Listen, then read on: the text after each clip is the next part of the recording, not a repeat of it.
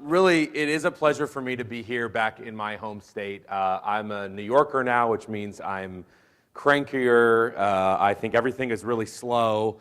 I'm really uptight. My shrink bill is really expensive. And my mortgage, you don't even want to know about it. But it's really good to be back here in California. I feel a sense of calm when I'm back here. I know some of you, not all of you, but I sort of feel the camaraderie anyway. And thank you for the kind introduction and the mention of my old Berkeley days, which, do we have any Cal Bears in the audience? Do we have a couple, one or two? Maybe, not really, okay. But you know about Berkeley, at least, I could say. And I had a group there called Citizens for a Drug-Free Berkeley. I know, you can laugh. I won't be offended. It was about as popular as the Coalition for a Wine-Free France. But I say that because I sympathize with the position you're in, right? You are in the belly of the beast here. Ground zero for marijuana. I mean, Colorado is like the size of, a couple square miles here population-wise. But we talk about Colorado a lot. You are here in California in the fifth, fourth, sixth, depending on how you count it, largest economy in the world, and really ground zero for this issue. And so before I get into any of the science, and I'm honored to be sharing the stage with Dr. Bertha Madras, you're really in for a treat there. And I'm not going to pretend to know and interpret the science like she does, so I'm going to skip over some of those slides so I don't embarrass myself. But you put together an incredible program. And is it the whole thing on video? It will be, because I probably speak 250 times at least a year. I can count on one hand the amount of times that I'll just have time or it'll be new information for me to see on video, and I know today's going to be one of those times. So I looked at the agenda, and it's fascinating, and I just I sympathize with what you're going through and with the environment that you're in, because you are living through the most dramatic change in drug policy by far in our lifetime over the last 100 or so years. You are living through that, and you are dealing with it every single day. And now that legalization has happened, and we all know it was a vote for the people, right? The $33 million put in by about 3 investors for Prop 64. We struggled, all of us rich social workers and teachers,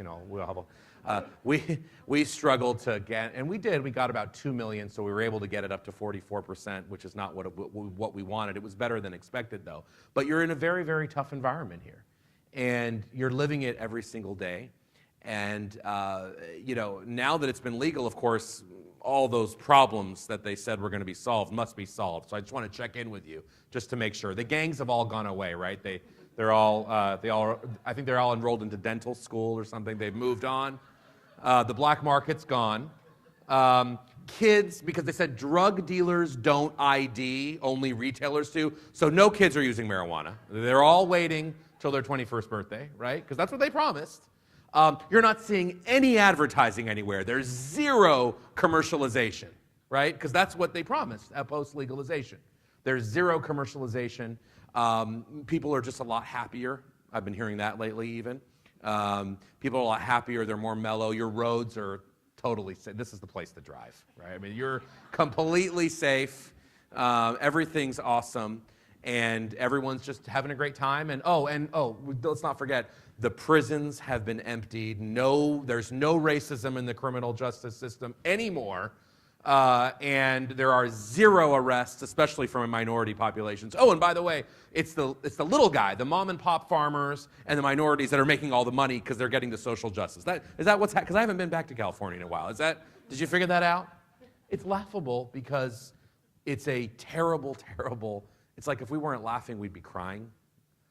That's really how I feel. It has been a complete dishonest campaign from the start.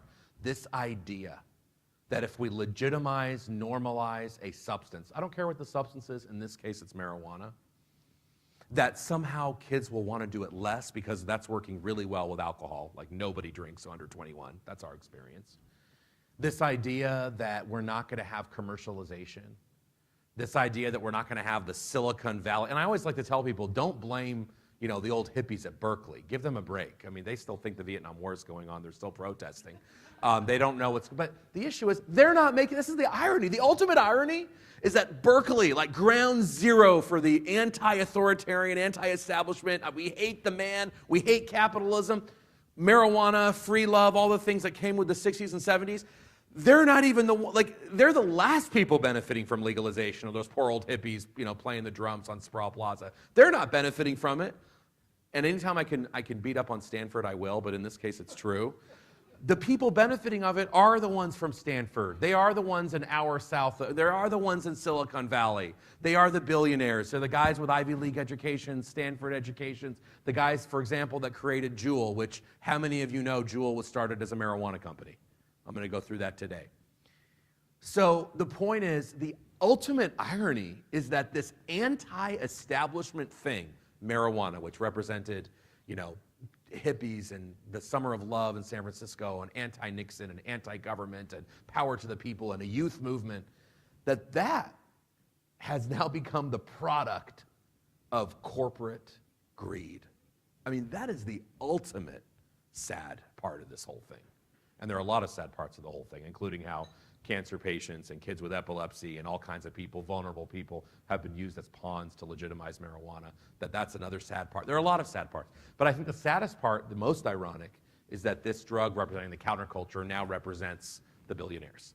And you are all in the community level dealing with the consequences. And I just, again, I'll get to my slides and I'll present them, but I want to, again, being here is special. I also want to say that what you do working with youth, especially, you know, within your coalitions and your youth organizations, is so important. I'm on stage today because of a few adults that took a chance on me when I was 14, going to El Rancho Middle School in Anaheim, California, down south.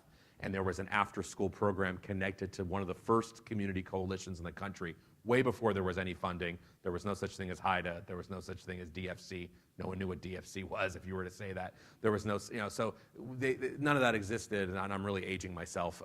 But, you know, 25 years ago, 13, 14, 15 years old, and because a coalition, that's what we called it. We weren't sure that was the right name, but that's what we called it back then, really took a chance on me, and as a youth gave me the leadership skills and kind of propped me up and allowed me to go out there and speak. And I'll never forget Sheriff Brad Gates, who was the Orange County, California sheriff for 5 terms.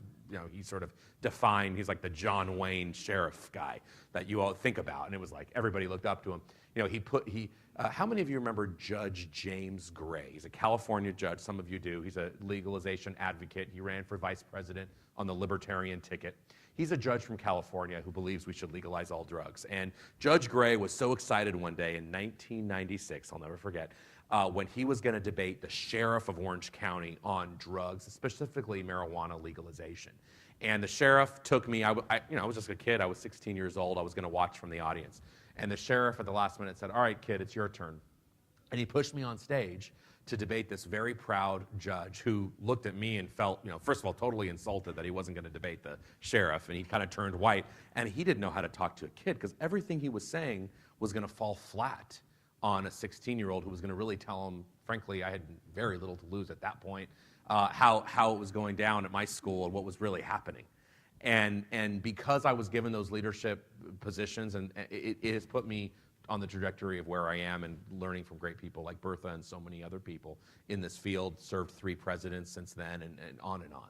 So I just want to thank you for the work you're doing with youth and the work that you're doing in the community. It is so much more vital now. You know, some people say, Kevin, is Sam, and I'll talk about the organization in a minute, and other sort of marijuana awareness people, you guys are going to just go away when legalization, you know, takes over, for example, in California or other states. And I say to them, wait a minute, we're needed even more.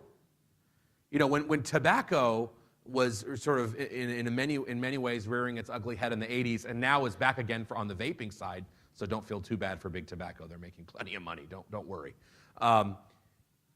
Does that mean we need fewer of you or more of you? Well, we need more of you in that environment, not fewer of you. You know, when people say we're going to get rid of cops under legalization because it's legal and so everyone can just do it and we don't need law enforcement anymore. No, wait a minute. You need more law enforcement because more people are using it and there are more problems. DUI, public use, selling to kids, pesticides, regulation. That's why even your governor, who was a huge, proud advocate for marijuana, had to admit, not only admitted, sort of said in such a forward way, we need to double down. We need more of the National Guard on the illegal growing. So the illegal growing is not going away, which is they all promised it would. The point is, we need more of you, not fewer of you, in this environment. And that's what I'm trying to do with SAM as more of a national organization. We started as a C3 and a C4. I served with President Obama until 2011. And that was, by the way, back when Eric Holder was against marijuana legalization, and in 2010, during Prop 19, told the state of California, if you legalize marijuana, you're going to counter federal law and buyer beware. And thankfully, California defeated legalization in 2010. By the way, delaying legalization, like you all did 6 years, saved hundreds of thousands of lives. So don't think, well, it got legal anyway, and so it didn't matter. It actually mattered a lot. That's why what you do on the local level matters so much, with local zoning, local activism, keeping the industry accountable, underage stings. All of these things matter so much. Don't think that they don't matter. They matter more now, not less. And so when I left the Obama administration, I could sort of see the writing on the wall that we needed an organization out there to really keep this industry accountable. I said to myself, we have billions of dollars going to anti-tobacco work. I mean, how much money has gone to anti-tobacco? Smoke-free, I mean, where can you even smoke in the state of California anymore? Nowhere. I don't even know where you're allowed to smoke anymore. Maybe like under a table somewhere outside and you have to hide. I mean, we have stigmatized it so much. That's why smoking has fallen so much. And the point is that all of that work is sadly being wasted. I hate to tell you this, but I think we can get it back, so I have a good message. But right now, all of that work is in many ways gone to waste because all of those smoke-free laws, all of the things we did on tobacco for so long is now being reintroduced on the marijuana side. It's like a bad dream that keeps happening again. It's history repeating itself.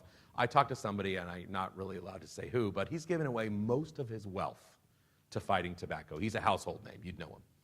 And he said, Kevin, I feel like I wasted $350 million because of the vaping and the marijuana.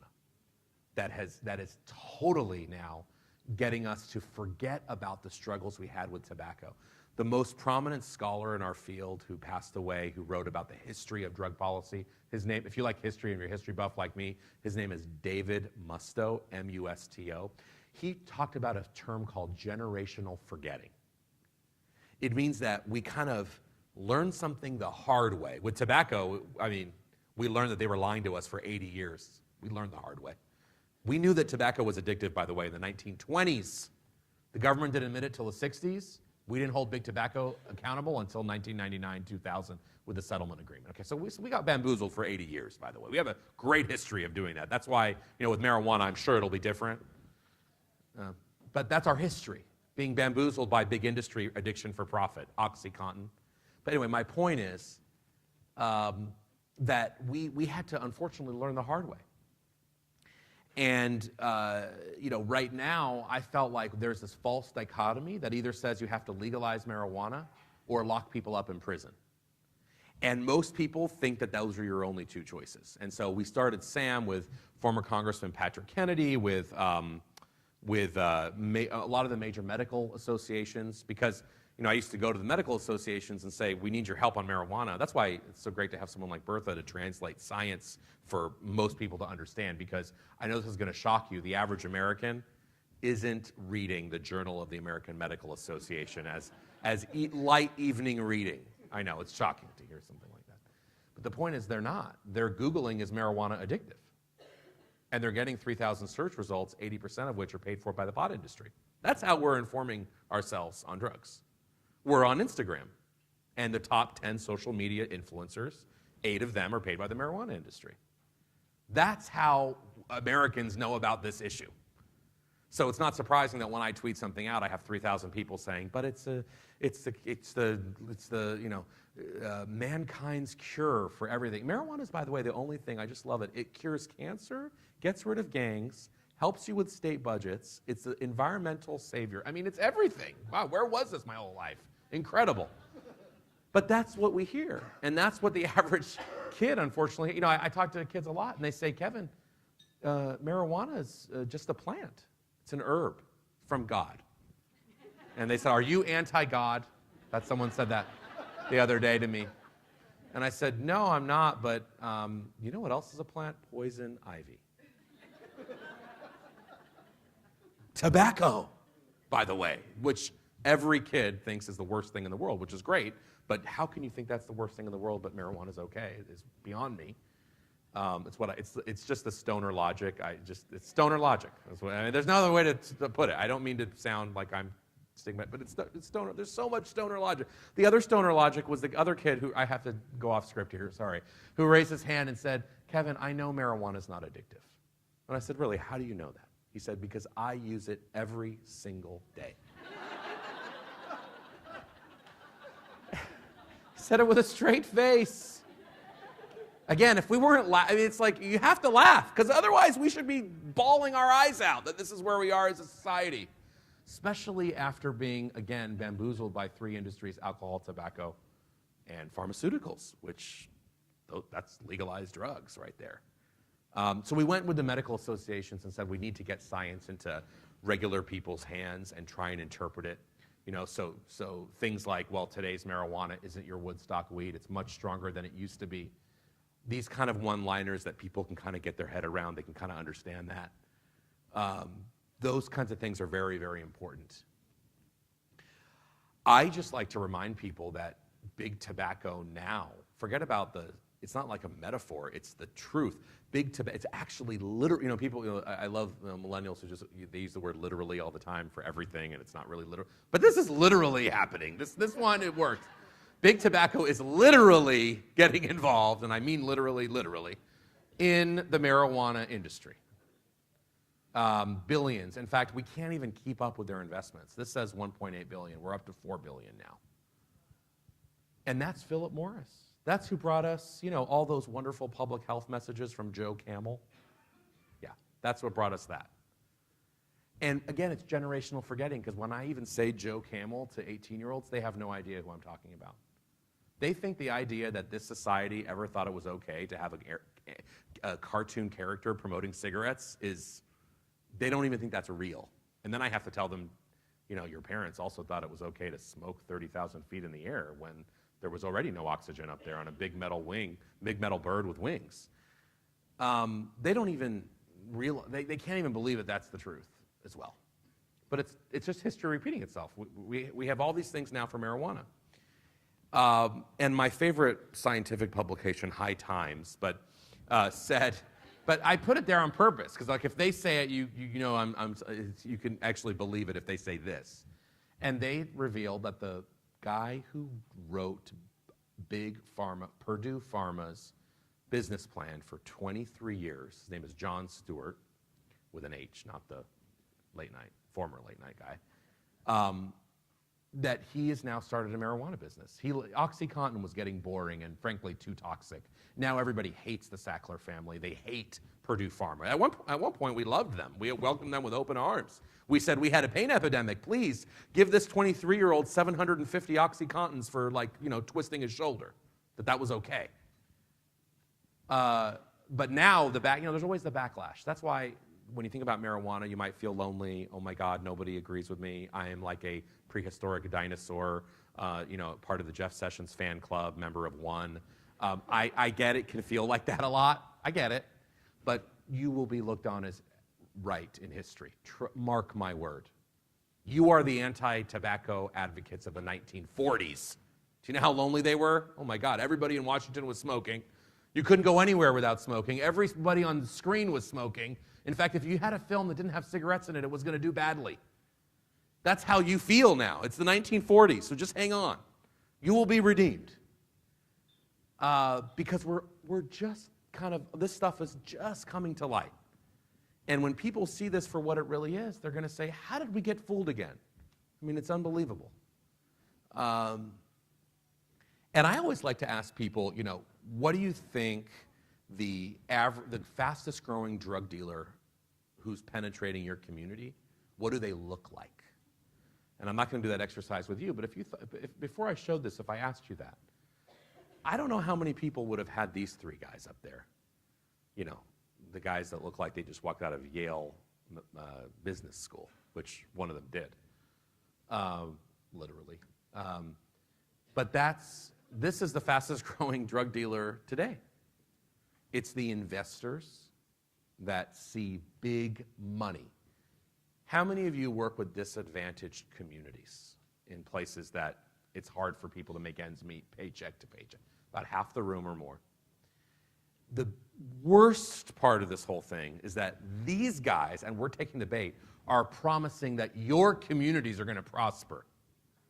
That somehow the money's going to trickle down to you. You're going to become the business owners, and you're going to, that's the big line in Washington now. It's, we like marijuana legalization, but only if it's with social justice to right the wrongs of the war on drugs. That's what they say. So you say, what does that mean? They said, well, we want to invest in we want to give those communities the licenses so that they can make the money.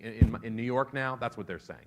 They're saying the cool thing to say now, because it used to be like a year ago, the cool thing to say was like pot is awesome. Well, 10 years ago, it was medicine is awesome. And then 3 years ago, it was legalization is great. Now, it's actually changed a little bit. Now it's not just legalization is great, it's legalization is great, but only if it's done in a way that protects social justice and invests in communities that have been wronged by the war on drugs. The insidious part of that is the idea that for the first time in our American history, somehow it's going to be different with marijuana, that these guys are going to care about those communities that you work for. Out of the kindness of their own heart, they're going to give their money away to you. That Altria and Philip Morris, which are multi-billion-dollar, multinational companies that are, by the way, don't feel bad for Big Tobacco, they are making more money now than they ever did. Big Tobacco is bigger than McDonald's, Microsoft combined, and Coca-Cola combined, because they're making all the money hooking people in West Africa and Southeast Asia on cigarettes and us on vapes. They're making more money than ever. The idea that they, who are now in the pot industry, are going to care about those communities you work with, and we're taking the bait, again, is really like, you know, we deserve to be bamboozled on that if we really are going to believe that. And let's just, I mean, look at the social justice of alcohol. How's that going? Alcohol, you're getting all the revenues going to the inner city. The liquor stores aren't a blight on the community. People, you know, when they move into your community, the first thing they tell a realtor is, I want a house near a liquor store. Alcohol interests are minority business owners. It's a joke. In fact, there are 8 times more liquor stores in poorer communities of color in this country than in upper class communities. Not because upper class communities don't like to drink, because trust me, they do. They drink more because they have more money. But it's because addiction, as you know, is not only your genetic makeup. It's not only that, you know, I come from an Irish family and they're alcoholics and so I'm not going to drink. Addiction is also environmental. It's what's around you. It's what you taught in Prevention 101, access, availability, and price. It's normalization. It's, do you have access to health care? It's, do you have access to a good school? That's part of the addiction puzzle. It's, do you have access to someone that you can talk to? Will you have a second shot at a job if you mess up your first?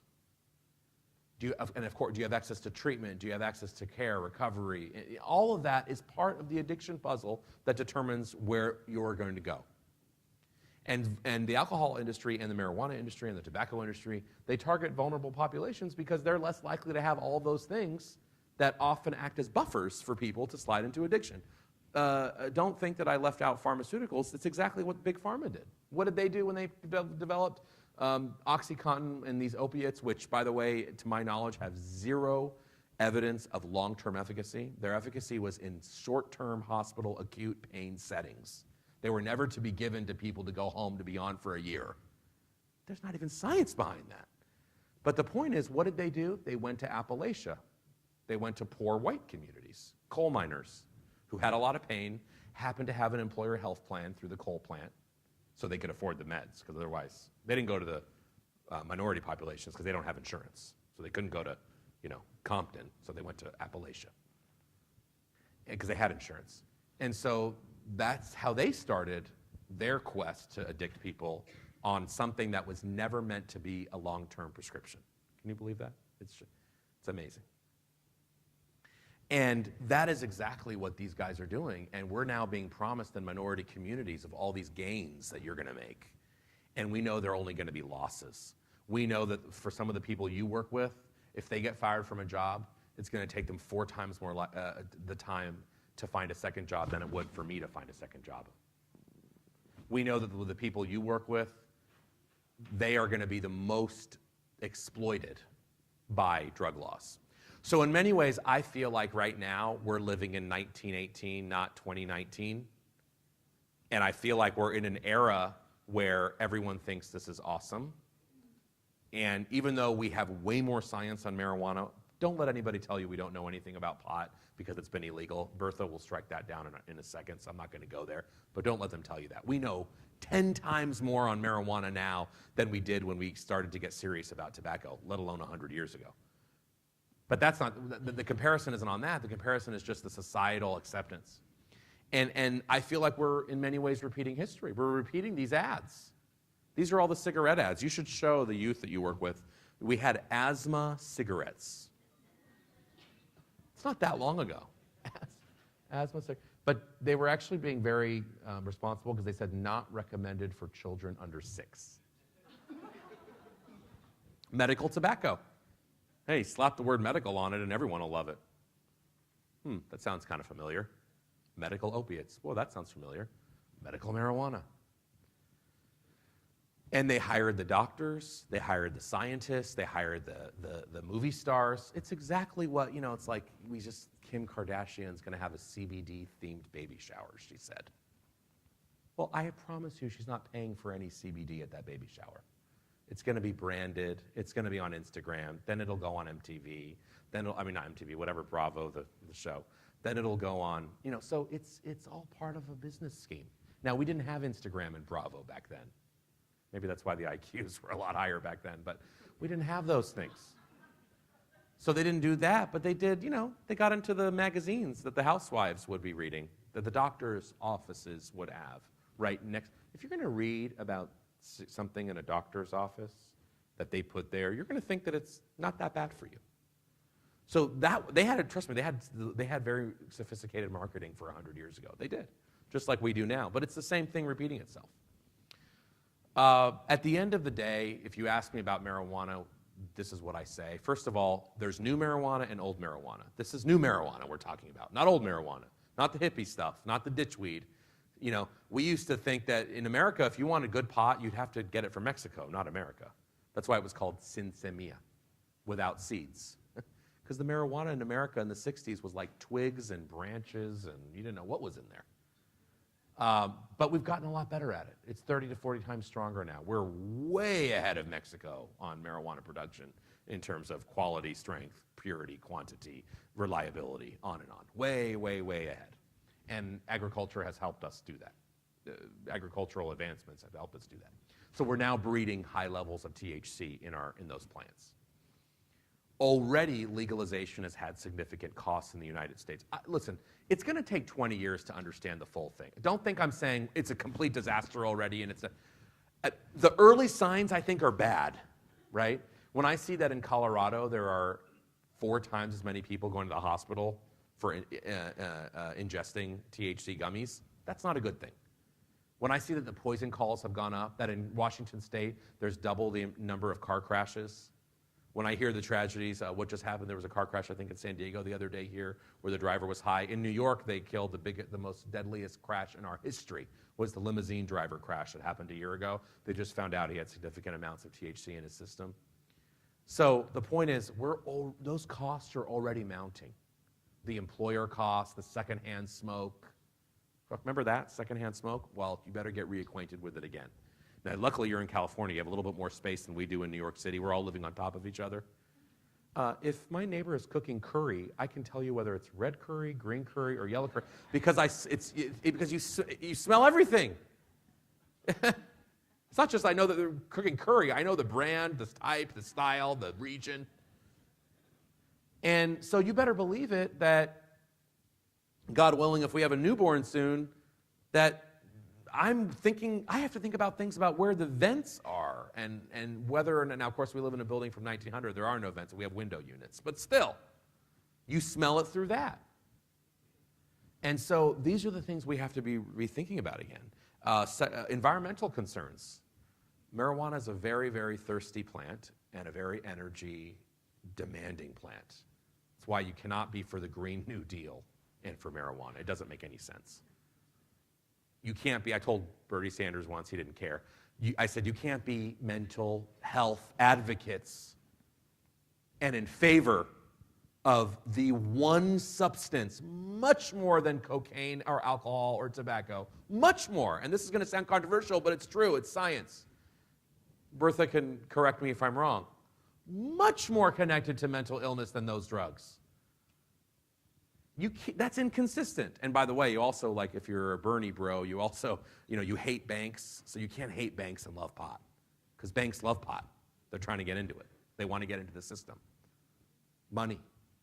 The American Bankers Association, the U.S. financial interests, they're all vying to get into the system because they say, well, it's all cash, Kevin, so we're vulnerable for crime. I'm like, well, wait a minute. Maybe you're vulnerable for crime because you have a product worth 4 times it's worth its weight in silver. A jewelry store is vulnerable for crime. Is it because they take cash only? No, they take credit card. They're still vulnerable for crime. They have an expensive product. That's why you're vulnerable for crime. And by the way, unlike a jewelry store, they're oftentimes enmeshed in international drug cartels that are taking advantage of their legal laws. So there are a lot of reasons why there's crime around these pot shops and around growing. It's not because there's piles of cash everywhere. And I don't know about California, but in Colorado, every marijuana store that I've been into, and I go into them every time I go, because it's just, it's a terrible experience, but a good research experience. They all take credit cards, by the way. That's the secret. That's kind of like the open secret. They actually already take credit cards. I don't know about around here, but they found a way to do it because there's a lot of loopholes. You can create shell companies, you can create, there's so many things you can do to take a debit or credit card. So this thing is like, we need to get into the banking system because we want to take credit cards. No, it's because you want Wall Street investors, because they're not going to invest cash. You need them to take your business to the next level. That's why you want to get into the banking system. It all comes down to money. Medical marijuana and recreational marijuana can be different. We have FDA-approved medical products that are based on the marijuana plant. Great. Marinol, they're not prescribed that much. That's kind of a little secret, but they're there. We now have Epidiolex, which is pure CBD oil. But oftentimes they're a smokescreen. If anybody cares about international law anymore, legalization, we're violating all of our UN treaties. And let me tell you why that matters. It doesn't just matter because it's like, well, those are bad treaties, so who cares? No, it matters because, and I've been a representative, as has Dr. Madras, at the UN for our government. When we go to the UN and talk about, let's say, international criminal treaties, when we talk about environmental treaties, when we talk about treaties that protect humans, children for human trafficking, nuclear treaties. When we now go to the UN, these countries get to say to us, well, you're violating that treaty, so we're going to violate this treaty. If you can have 8 states vote for legalization that violates not only your federal law, but also international agreements, then we're going to use all the carbon we want and violate that environmental law. That's really happening. No one talks about that at all because it's not really something that affects, you and your community necessarily. It does, but it's upstream. But that's a huge issue for international relations. When every single medical association says something, I tend to want to listen. And every medical association has been clear. And by the way, I'm talking also surgeons general from this administration to the Obama. There's one that's an anomaly, Jocelyn Elders. Other than her, all living surgeons general have said that this is a bad idea, legalization. All heads of the NIH, bad idea. The head of the CDC under Obama, who's come under, did so much for public health, Tom Frieden, bad idea, he says.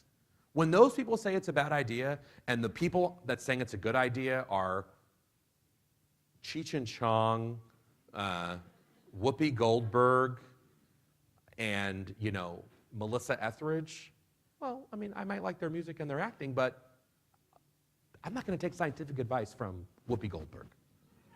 Acting advice, maybe, and a lot of other cool things. She's funny, humor, comedy, absolutely. Not medical advice. I'll listen to every single major medical association and NIH director. Thank you very much. So, when you're feeling lonely, which you are in California, you need to think about actually who's on your team. And as Winston Churchill said, or was it FDR? I can't remember. I'm listening to too many historical books. Judging you by your enemies. You have to remember that. And this is going to be shocking to you and to the men and women in uniform here. Legalization isn't solving our violence problem. Colombian cartels make more money from legal industries than illegal ones. They rule the illegal mining and lumber industry. They make more money there than cocaine. They don't go away. They don't like only participate in the underground market with things that are illegal. They're actually involved in multiple things. So, and by the way, Mexico has switched from marijuana to heroin. So how's that working out for us? Growing more heroin now, that's a wonderful side effect of all this whole thing. The point is, it doesn't get rid of underground cartels at all. And my favorite argument, especially with young people, but it's safer than alcohol. How many of you have heard that one before, right? Or like, if alcohol is legal, why shouldn't pot be?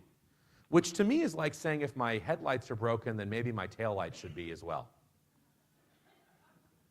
Rather than jumping out of the 5th floor, you know what? I'm going to jump out of the 4th floor window. That's safer.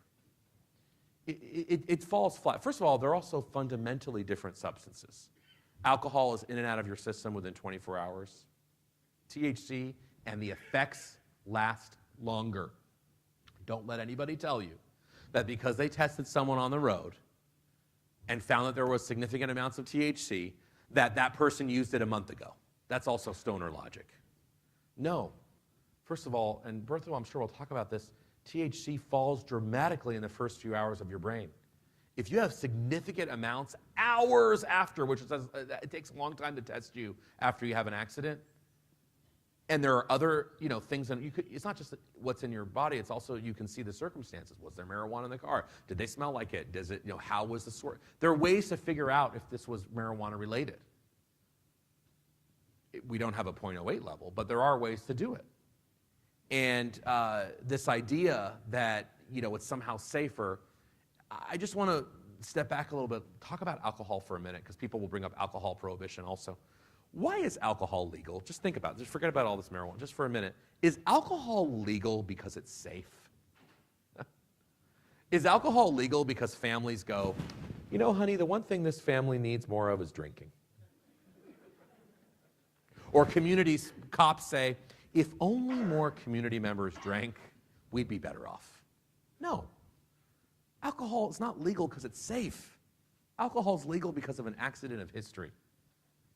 It's been around and used by 80% of Western civilization. Marijuana, 1% of Far Eastern civilization. Very different than alcohol in terms of Western culture. 80% of Western civilization for the last 5,000 years. We're stuck with it. We're stuck with it. The train's left the station. By the way, we pay dearly for it. 100,000 people dead a year. Every dollar in revenue for alcohol costs us 15 in social costs. We ain't making any money from it. I don't know. Are your schools now number one? It's been a while since I've been here. How are the public schools? Teachers are overpaid now because of alcohol revenue and pot revenue. You're all overpaid, aren't you? You must be. Alcohol isn't legal because of all these wonderful things. It's legal because 80% of us like to do it, and we've liked to do it for 5,000 years. And we pay the price, but it's a price we're willing to pay. Marijuana is used by less than 10% of people. It has never been a part of Western culture the way alcohol is. It's basically, if we didn't have the cultural history of alcohol, it's like, would we choose to legalize it now? I've never met a public health person who said yes. But it's out of our hands. So 2 wrongs don't make a right. Now, we can't prohibit alcohol because 80% of people do it. You can't, very hard to prohibit something that so many people like to do. But marijuana is not the same, although it may feel like 80% of people around here are smoking marijuana. They're not. And so they're very, very different in terms of their cultural footprint. And I'm going to say something at the end about how forget about the substance's biological structure. The substance's legal status is a huge contributor to the disease burden of society. And I'm going to give you a quote by Dr. Nora Volkow, the head of NIDA, that says that. It basically, I'll give you a little preview. If I had a cigarette in front of you and a heroin needle, and I said, I had a gun to your head and I said, you have to use one of them, how many people would choose the heroin needle? Nobody would, because you could die instantly with it, and it's just scary. And why would, you might get your throat might hurt, you might not do it right, but you would smoke the cigarette if you had to, right? Because of course it's less harmful to you, one-on-one, but to society, what has the impact of that cigarette been in terms of a disease burden and harm to overall society? This is what we say in economics, micro versus macro. So on the micro level, boy, we're all going to smoke the cigarette. But on the macro level, what's been more harmful? Heroin looks like tiddlywinks compared to cigarettes in terms of societal harm. 420,000 people last year dead from cigarette smoking, tobacco-related illness. How many were opioids? We think between 70 and 100,000 to 50 to, yeah, there's different numbers, 50. Okay, let's take 50, and then let's take 420. 8 times the number. Heroin doesn't come close to the impact of, not because a cigarette is more harmful to you on a one-on-one. On a one-on-one, you better believe we're all going to smoke a cigarette. But to society, because it's been promoted, normalized, pushed, special interest lobby, commercialized, of course the cigarette is more harmful to us. And that is the same thing with marijuana.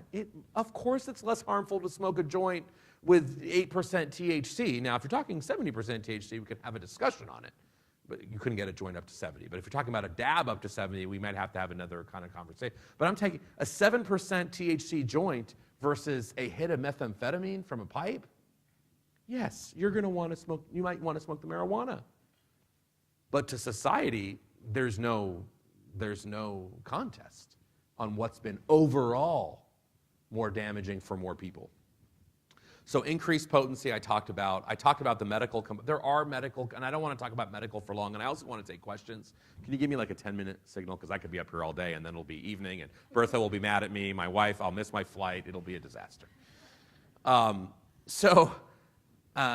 are components of marijuana that have medical value. Great, I hope there are more of them. I actually think there will be more of them. Maybe there won't be, I don't know. But that's fine. Do the research.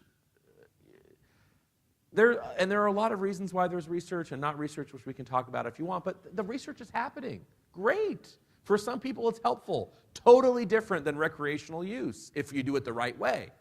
I know this is going to sound crazy and extreme, but I happen to think that medicine is not a popular vote. I know it sounds crazy. Medicine should be with science, not with the ballot box. I know I sound very backward thinking, don't I? Because all of us here are qualified to vote on the next diabetes medicine. Are you all qualified? Anybody qualified to vote on that? It's a joke that we voted on it in 1996, but it became political. It got out of science. They couldn't get anything scientifically approved. How could you approve a plant that's totally unstable? You don't know what's in it. It comes in different concentrations. We never smoke medicine. You're not going to approve that in any scientific way. So you got to go to the ballot box and pay $10 million to get it approved by the wonderful ballot initiative system in California. I heard in your last election it was a phone book, kind of how many ballot initiatives you had. In San Francisco, they had like Proposition A, B, D, Z, L, because they ran out of letters. So everything is a proposition. Okay, I get it.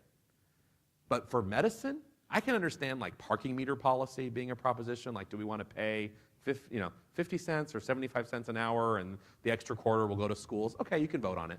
But medicine, that's weird to me. Anyway, ship has sailed, 1996, that's when it sailed. I get it. But the reality is that doesn't change science. The science doesn't change because popular opinion was wrong. Science is science. And there are components of marijuana that could be helpful. By the way, though, this whole CBD craze, it reminds me of like aloe vera when I'm growing up. Aloe vera in the 80s was like, I mean, my mom was like, we got to grow an aloe vera thing, and if you have a cut, don't do mucin or antiseptic, get the aloe vera, and she was smarter than that, but like, you know, my crazy aunt maybe. Get the aloe vera and then put that on you, and then at school we were like, it was like the answer to everything in 1988, if you remember aloe vera. And it's helpful for something. I'm not saying it's unhelpful, but people, I feel like that's CBD now. I don't know about here, but in New York, oh my God. If you want a drop of CBD and your already $13 smoothie, welcome to Manhattan, it's like a $7. People are walking out of there with $20 smoothies that have a drop of CBD. It's like the biggest scam in the world. By the way, if CBD is ever going to be helpful for you, you probably have to have a gallon of it. Not a drop, but that's a separate discussion. But it can be helpful for certain people, not as a drop in your smoothie, and that's what we love to call, and let me tell you, it's brought in trillions of dollars in human history, the placebo effect, right? I feel great, really, because you were given a sugar pill, but I'm glad you feel much better. That's the placebo effect. And that's what CBD is, by the way. It can be helpful for some kids with epilepsy in true medical form and constant. I'm not denying that. But most of the things that are out there in the public right now, it's today's aloe vera.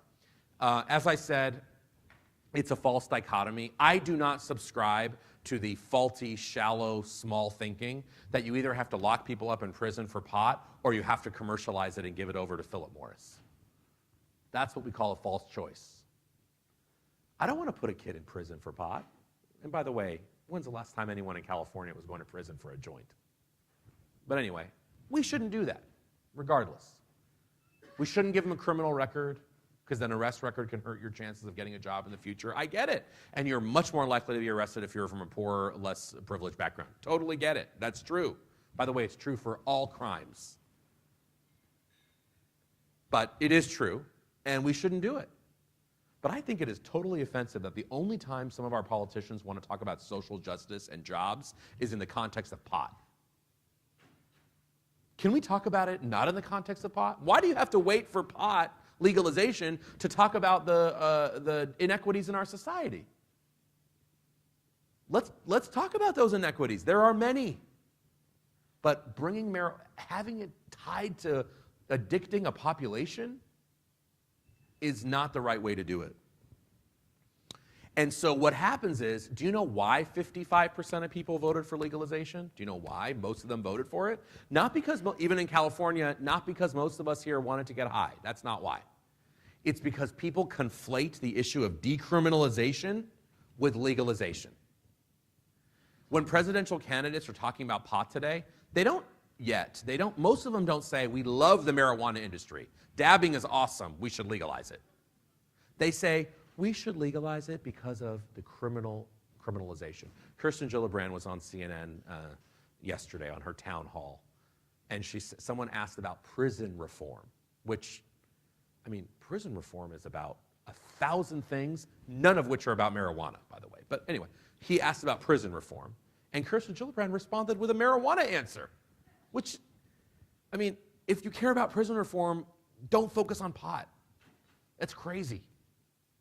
But her answer was, our marijuana laws are racist, and that's why we want to legalize marijuana. That's my answer to prison reform. There's so many wrong things in that answer, but the biggest one is the conflation of decriminalization. I know we have members of law enforcement in here and others. When is the last time that you were putting someone in prison for a joint? Do you want to put someone in prison? I've never met any cop anywhere that said, I want to focus my resources on arresting people with a joint. It's not happening. They don't want to do it. That's a separate issue than the legalization and the commercialization of marijuana. That's a separate issue than pot gummy bears, which is what legalization is about. You know, edibles, the candies, the things for kids. And the medicinal use. We have to separate these issues. I want to show I don't normally show this video, but we're in California. I wanted to show a video. This was taken in the early 1990s when they were talking about your state. They were talking about why they wanted to do medical marijuana and because they were conflating the issues, because they said, if we can get somebody, a granny, to represent pot, we will change the American people's public opinion. Because if the public opinion about pot is associated with a hippie, nobody cares about an old hippie. But they care about granny with cancer. They care about medicine, and that's how we're going to do it. We actually, this is amazing. This is a conference. There's 2 of them. You'll see this one, and then the second clip you're going to see is from Dennis Perrone, who's the godfather of medical marijuana in San Francisco, who ironically was opposed to legalization because he thought that it was about corporate interests. He was right.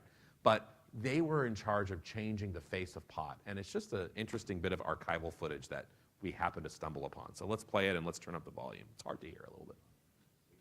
The key to it is medical access, because once you have hundreds of thousands of people using marijuana medically under medical supervision, the whole scam is going to get blown. So that once there's medical access, if we continue to do what we have to do, and we will, then we'll get full legalization. Actually, the only way to get these people to agree about marijuana is medicine. Yeah. But if you think about marijuana, how do we use it, why we use it, it's not a medicinal reason. And so for that reason, I believe that all marijuana use is medical. What you have to do is build a coalition of senior citizens, housewives, professionals, doctors, lawyers, nurses. Politics is illusion. It's pictures, it's photos, it's an AP wire. And so I create an illusion, but I articulate what marijuana has changed the face. So the long hair hippie is kind of like a fantasy story that I could do something in the middle of the war on drugs like that. And, do it for 3.5 years and get away with that. It's a fantasy story set in the middle of war on drugs to do this smoke and mirrors and to change the hippie to Angel Rogers. And that's the whole thing. It's putting the word medical in front of it. That's how we got to where we are today, because we're thinking, how can we be where we are today and the medical establishment says something so different? This is about politics. And it's not about this joint anymore, folks. That is not, when we say marijuana, this is why people in California voted for it, because they remember this. They didn't think of this. And I always said, if we had a picture ballot in California, maybe I should run an initiative so that all initiatives can have a picture in it. That would be good. Any billionaires in the room? Because the point is, if this was on the ballot, it wouldn't have passed here, and it wouldn't have passed in Colorado. The average person doesn't know what we're talking about when we say 99% dabs, when we say pot tarts. Like, what? When we say the drinks and the Kush Pops and the lollipops and the gummies and the candies. And by the way, that's exactly what Big Tobacco did in the... Remember candy cigarettes? Were candy cigarettes developed so that Grandpa could chew some gum? No. Grandpa wasn't chewing gum. He was smoking. They were developed for grandchild to mimic the behavior. And it's the same thing all over again. The fact that these marijuana companies get away with saying what they're saying, they say that this is for adults. You know, because all of you want super razzmatazz blue raspberry flavored THC cola. You all really, that's something that all of us over, 35 want. It's all targeted to kids. And we had some pictures of your advertising in California because they said, if you look at the archives of the vote in 2016, we said there's going to be advertising. They're like, no, there's not going to be any advertising. That's a lie from the prohibitionists and the racist prohibitionists. And we said, well, but the advertising is protected under the Second Amendment, or First Amendment. So you are going to have advertising. How would you not? And of course, marijuana gets legal. They're doing everything the ad companies tell them to do. Sex appeal. I love this one. LA is full of brilliant people. We deliver them pot. Snob appeal, right? And happiness. Delivering more joy than dogs and babies combined. And this is a delivery company that can get away with it. They're not a pot business, they say. They're a delivery company. Well, who do they work with? Well, they won't tell you. But half of them are drug dealers, not even legal people with licenses. I mean, it's like you can't make up any of this. We couldn't make it up for a movie. It's incredible. And they're trying to say that this doesn't change norms, that this doesn't change, that kids are going to be less likely to use it now. They're going to think it's more harmful now. Appealing to youth, I mean, all the things that they have going on. And, you know, Joe Camel returns. I mean, we have mascots now. The mascots are back, but they're not for tobacco, they're for marijuana. And, I mean, that one literally looks like Joe Camel, but there are other mascots that are just generalized mascots that they're using. Don't let anybody tell you that marijuana use is going down after legalization, because it's not. There has been, in the country in the last 14 years, a 64% increase. Do you know what the increase has been for other drugs? Almost zero. It's actually been a decrease. There's been an increase of deaths from opioids. But for youth use of, I just love it when people say, we want to talk about youth, but we can't talk about marijuana because it's legal. That's why I commend you for having this conference. You're talking about the elephant in the room that nobody wants to talk about. Because they say, Kevin, we can't talk about marijuana. But we can talk about heroin because of the opioid epidemic. But it's about youth. And I'm like, do you know that the opioid rate among anyone under 18 is 0.65%?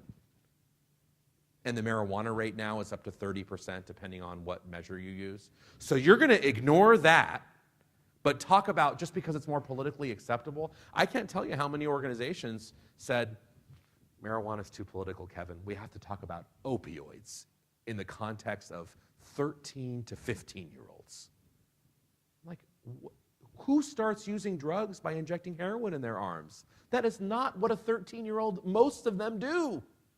There are some that do, but it's 0.05. I mean, it's nothing. Drugs, the progression, it does not start with somebody injecting heroin in their veins. I'm sorry. Painful to hear. It starts with the early starter drugs, the pathways, the alcohol. It used to be tobacco, but much less so. Alcohol and marijuana. In fact, if you look at the NISDA data, which we analyzed, 98% of people with a heroin problem or an opioid problem today had a marijuana use disorder first, before they were 18. So this idea that we can't talk about it is, I can't tell you how incredible it is. The scary thing about it is not only the 64% increase, that's scary enough, but the fact that almost half, this is such a big deal, half of the users almost, was 42% last year. I think it's more this year because we just got the new data. At least 4 out of 10 of these current users are using it almost every day. That's scary. I don't really care if you use a joint when you're 16 because you were at a party, but then you stopped using it and you never used it again, or you're 50 and your kids have moved out and you're smoking a joint once a year and you think you're cool and you fall asleep and that's the end of it. That's what a lot of people think it is. That's not the issue, folks. The issue is that these are heavy users. But by the way, you don't become a heavy user without first starting, quote unquote, as a non-heavy user. So we have to care about both. People say we only care about the ones that have the extreme problems. Well, that's looking at it way when it gets really expensive, costly, and difficult to treat. Why wouldn't you look at it earlier? That's what you're doing prevention. Why wouldn't you look at it earlier? For every person that you're trying to treat now who is way far on the continuum of use, you can get to 50 that haven't. So think about the investment before they become daily users. Don't let people tell you that marijuana use hasn't gone up in legal states. Because I know there are some state surveys, which you have in California and they have in Colorado, and most of those surveys are not representative of the state. Most of those surveys allow schools to opt out. I don't know about here. I don't know if they're mandatory in California or no, they're not. I didn't think so. So guess what happens? Well, the schools with more drugs, what do? Do you think the principal of those schools are like, yes, we want to tell everybody how much drugs we use. That really is going to help our school. Can we participate in your survey? They say, oh, we didn't get it in the mail. Sorry. Got lost. Ooh, some parents wrote in and we couldn't go there. But we're doing a lot on opioids. Trust me, there are a lot of things that they say to get out of these surveys. So I'm very skeptical of the state surveys, I got to be honest with you. Even though there are very hardworking people that try to make them a success in these states, I get it. But I'm skeptical. And when you look, though, at national data that takes samples of states, so there's no option, it just, like the NISDA data, you see in legal states that use is going up, and in states where it's not legal, it's going down, period. And anybody who tells you otherwise, you really need to ask them where their data is coming from, and not just what survey. How many schools participated? Was it a representative sample? What years are they looking at? Who are they looking at? Because as we know, Mark Twain, damn lies and statistics. And there are a lot of things that they can do with these stats. I talked earlier, the vape and marijuana industries are inextricably linked. I'm going to leave this is a timeline we have, so you can see how it's evolved or devolved, however you want to look at it. I'm not going to go through it all, but it's incredible to see how the vaporizing industries are tied in with marijuana and tobacco. PAX is now explicitly a THC vaporizer company. It started as Juul. And they're related. And what are the kids doing with Juul anyway? They're only using Juuls?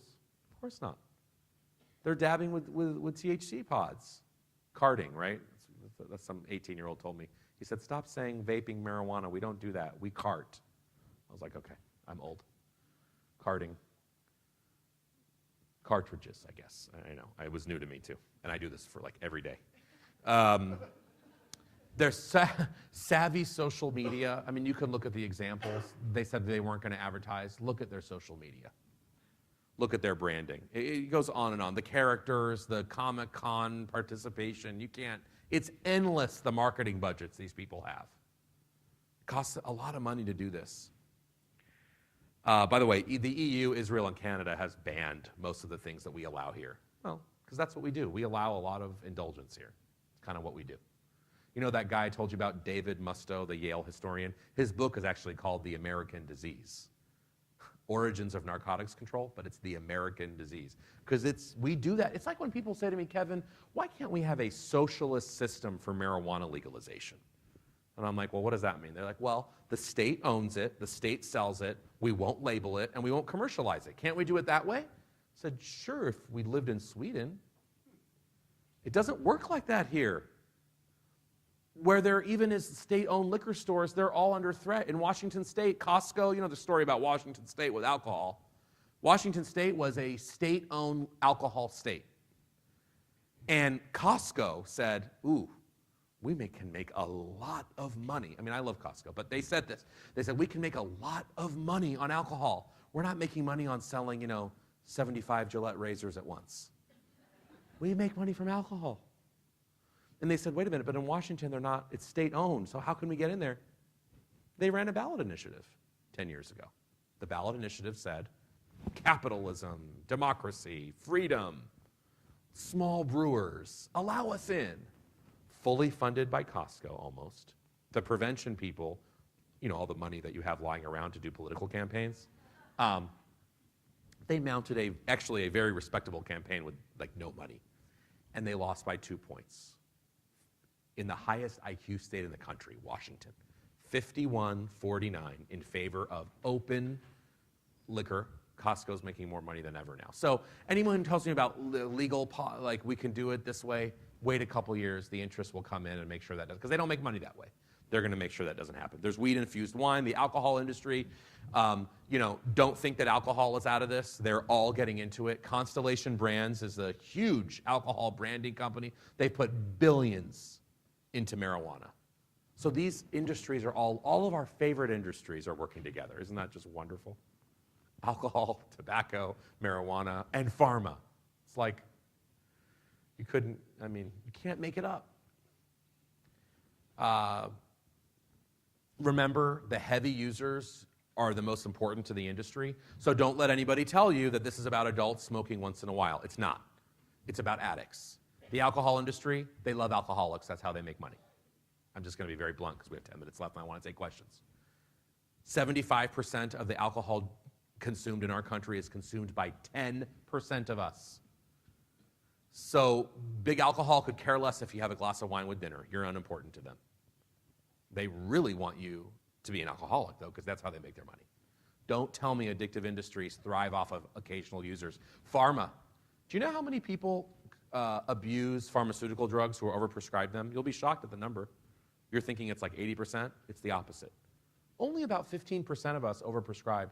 This whole opioid epidemic is driven by 15% of the total prescribers, people prescribed, that abuse their prescription. Isn't that amazing? But that 15% has funded billions So it doesn't take that many people to have a problem with it. I don't think everyone that uses pot will have a problem with it. We know that many people, actually, the big secret is most people don't like marijuana. They use it 1 to 3 times and give it up. They hate it. Isn't that amazing? But the small number of people who like it, relatively small, that is the number funding this industry. So don't tell me this is about adults who want to use once a month and want to have fun a little bit with their friends and, kick their feet off on a Friday night. What's the difference between whiskey and my weed, Kevin? We just want to relax once a week. Great, relax, have a blast. I hope, you're wonderful. But the point is, it's not about you. It's about the small number of people who use it a lot. And you only get that if you start when the brain is in early development. And I'm going to leave that for Bertha to talk about. But the THC levels have skyrocketed, as I told you. This is not your daddy's marijuana. It shouldn't even be called marijuana. It definitely shouldn't be called, I love when they say cannabis. Cannabis is the old name of the genus of the plant that had thousands of ingredients, most of which have been bred out by modern technology. It's not cannabis. It sounds great. It sounds like you're smart. It's not. It is like these words that people use. They sound smart. It's cannabis. We're here for cannabis. No, you're not. Cannabis was 3,000 years ago. You're here for THC, tetrahydrocannabinol, which gets you high. That's why you're here. You're infusing THC into all these things. You're not infusing cannabis. And you're creating these 99% substances, of which we have actually a little bit of data, but not much on. When I showed this to a longtime pot user, they said, Kevin, why do you have heroin on your screen? This isn't heroin. You're reefer madness. I said, I hate to break it to you, 50-year regular marijuana user since like the 50s, but this isn't heroin. This is dabs. This is 99% pure. He couldn't believe it. It's like the story in my book, Reefer Sanity. I had met a guy who was the head of Texas Normal. Normal is the pot group, in the 70s. He got out of it. He didn't use marijuana. 30 years later, someone said, he actually lives in Northern California. He said, have a muffin, a THC. He said, oh, yeah, we used to have these brownies at the Normal party. They were really fun. He got kind of loopy, but whatever. So he had a muffin. He spent the night in the ER. This is somebody who was the spokesperson for the pot industry in the 70s. That's how much he was into it. He hadn't used it for 30. He's now a rabid anti-legalization advocate because he cannot believe what they have done to his precious little marijuana that had 3% THC. I'm going to let Bertha talk about the brain, but your brain is rapidly developing. It's very, very important up until, forever, but specifically up until about age 30. 21 is a made-up number, age 21, by the way. This whole thing about alcohol, 21, that's a political number. It's not scientific, just FYI. Bertha will talk a lot more about the brain. She'll talk about their scientists are using the dreaded word they thought they would never use, the C word, causal. If you use that in scientific circles, you'll be laughed out of the room. Nothing's causal. You're an extremist. Well, they're starting to use causal. They're beginning to, with regards to marijuana and mental illness. Psychosis, schizophrenia, depression, anxiety, on and on and on. And Bertha will talk about that much more qualified than I am. But there's a great book called Tell Your Children, The Truth About Marijuana, Mental Illness, and Violence, written by a New York Times writer who was actually more pro-pot than anti, until his wife came home, who's a forensic psychiatrist, and said, Alex, all of our mental illness criminal cases, they all have one thing in common. He said, what, opioids? She said, no, barely any of them have opioids. Cocaine? Nope. Meth? Not a chance. Marijuana. He said, you're full of it. You're crazy. His wife said, you're a New York Times big head honcho, super smarty pants. You were an investigative reporter for the pharma industry, which he was. You go research it. He's like, okay, Miss Reefer Madness, I'll research it. He researched it. He was so astounded at what he found. He called Simon & Schuster, the top publisher in the country, and said, because he also was a novelist, an award-winning novelist. He said, I don't want to write another novel. I know it makes you a lot of money.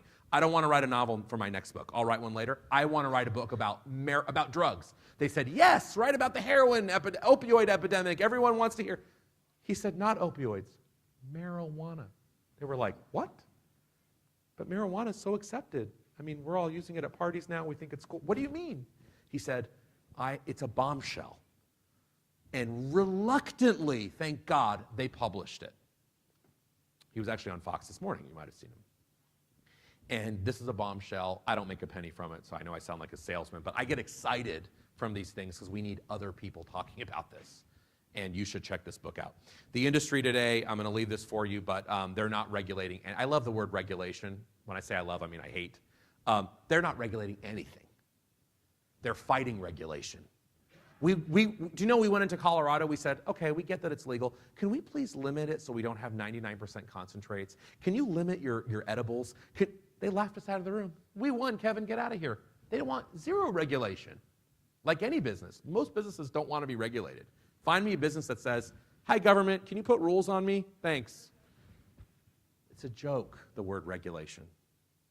The pesticides they're finding, the contaminants they're finding in legal, regulated products, the aggressive marketing. Look, you should see their special interest lobbyists. I have to give you a lobbying story, and then I do want to take a few questions if we have time. You know, I'm nonpartisan. I served for Bush, I served for Obama. I am not a member of a political party. When I served in the Obama administration, we were trying to get criminal justice reform, bipartisan compromise. Chuck Grassley, a very conservative Republican who I love to death, he's like 130 years old, great guy. I love him, he's a great guy, but I mean, he's been there for a while. We got an agreement with him, okay, which is amazing, to say, I won't give you the details, but it was about criminal justice reform, okay. John Boehner, who was the Speaker of the House, remember him, before Paul Ryan? Before Nancy Pelosi, there was Paul Ryan. Before Paul Ryan, there was John Boehner. John Boehner said, I'm not getting any criminal justice reform passed, you guys, you crazy left-wing administration. And the Tea Party was telling him, you can't do any of it. Okay. So he blocked every single bipartisan criminal justice reform. It wasn't like crazy stuff, let people out of prison who were violent criminals. There were things, we even had the law enforcement groups on our side. I mean, there was no debate. But the extreme Tea Party even said, we don't want it. So Boehner's blocked it. Okay, let me tell you the ultimate irony. What is John Boehner doing now? Do you know what he's doing? He's working for the pot industry now. He gets six-figure checks every time he speaks. You should look him up. The last infomercial he did for them, I mean, he's so proud of it. He admitted, he said, and by the way, John Boehner is known to be such a chain smoker that Paul Ryan had to get the entire office deloused on the Hill because the third-hand smoke exposure. Forget about second-hand. I mean, he was long gone. The third-hand smoke exposure was at toxic levels. Okay, that's a separate issue. So he likes to, inhale cancer-causing materials. Does it as a hobby, I think. The point is, he is now making six figures, and he's saying that the tobacco industry is now getting involved, so you all should invest now. He says it as if it's like a great thing. Knows zero about public health. He knows a lot about bank accounts. That's who is leading this industry right now. Those forces are what we're up against, which is a lot, but I know it's something that we can overcome. I'm not going to have time to talk about it, but thank God you have the world's expert here to talk this afternoon about one of the biggest lies, that marijuana is good for the opioid epidemic. I can't even say it without laughing. Our favorite scientific consortium, Weed Maps, the Yelp of pot, they're the ones putting up all these billboards everywhere, and they're lies, and Bertha will tell you why, so I'm going to skip through all my stuff on it, and I'm going to get to the end. Oh, but one thing, I mean, in Colorado, opioid deaths have been skyrocketing. The costs of marijuana in legal states or in states that are considering outweigh the revenues. You're getting all this money here, right? In California, you have so much extra money from pot, right? You're all paying yourselves well and getting big bonuses. 0.2% of your whole budget is the marijuana revenue. 0.2. It's pennies. And it doesn't even cover the costs. A lot of regulatory failures. I'm going to leave this all for you. The black market here is alive and well because the black market loves legalization. They love it. They get to undercut the legal price. They don't pay taxes. They can sell to whoever the heck they want. The gangs love it. They don't go away. They come to your state. They don't leave. They really, really, really love it. I have a lot more on here that I'm going to go ahead. Public health problems. Pesticides. Oh, my God. The pesticides, the contaminants, the chemicals, the bacteria, the mold. Marijuana is a wet plant that gets moldy like this. you can promise yourself that the person growing it isn't the smartest tool in the shed, so they're forgetting a lot of things. It's just incredible. And the arrests for African Americans are happening at higher rates than they ever did before, folks. There are more black kids getting arrested in Colorado now after legalization than before. In Denver, the rate of Hispanic arrests has doubled. I thought it was supposed to get all these poor kids out of prison. The disproportionate effects, which we hear about, they're still there. And we're trying to get California data on it. It's very hard to get. And you're going to hear from Dale also. Dale Quigley, I think, is here. I saw him on the agenda from the HIDA, who's also going to talk a little bit about this, which is very, very important. Do not think you've solved social justice with this at all. Now, I want to leave you with what are some things you can do. First of all, because you might be thinking, this is all great, Kevin, but the decision is done. We can't do anything. There's a lot you can do. First of all, before you even look at this, in the tobacco world, when this whole thing happened, it was the local communities that pushed back that got big tobacco to be accountable. Do you know that? It wasn't the federal government. Do you know that we never had anyone in the federal government before the last couple of years with FDA in charge of the tobacco movement? You had no friends in the federal government. Don't look to the federal government for this. It was local pushback on tobacco. Then the states started saying, ooh, we're getting a lot of pressure from communities. Maybe we should sue the pants off of these companies. That's how it happened.